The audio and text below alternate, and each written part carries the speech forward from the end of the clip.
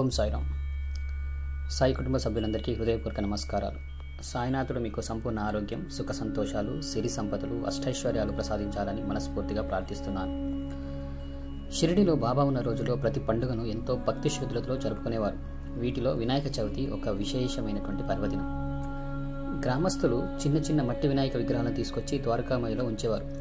బాబా తన కడప రాయి మీద కూర్చొని ఆ విగ్రహాన్ని భక్తులను స్నేహపూర్వకంగా చూసేవారు. బాబా తరచుగా ఇలా చెప్పేవారు, ఎక్కడ భక్తి ఉంటుందో అక్కడ స్వామి స్వయంగా నివాసం చేస్తాడు అని. ద్వారకామయి అంతా మామిడి ఆకులు, పూలు, దీపాలతో అలంకరించబడేది.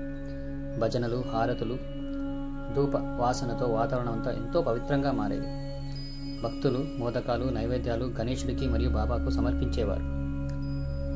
బాబా ఎప్పుడు ఘనరీతులను కోరలేదు. ఆయన చెప్పేది రెండే మాటలు, శ్రద్ధ మరియు సబూరి అంటే ఓర్పు. వినాయక చవితి రోజున బాబా స్వయంగా ప్రసాదం పంచిపెట్టేవారు. పండ్లు, మిఠాయిలు తానే భక్తులకు అందజేసేవారు.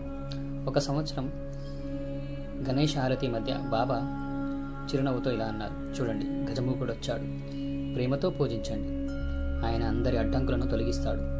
అది విన్న వెంటనే అందరి గుండెల్లో భక్తి ఉప్పొంగిపోయింది. గణేశుడు నిజంగా వచ్చాడు, ప్రత్యక్షమయ్యాడని భావించారు. ఎంతో ఆనందంగా ఆ పండుగను వాళ్ళు జరుపుకున్నారు. అప్పటి నుండి షిరిడిలో వినాయక చవితి మరింత ఉత్సాహంగా జరపబడేది. సాయిబాబా గణేశుని సమానంగా పూజించేవారు. ఇలా బాబా దేవుడు ఒక్కడే, పేర్లు మాత్రం ఎన్నో అని చెప్పేవారు.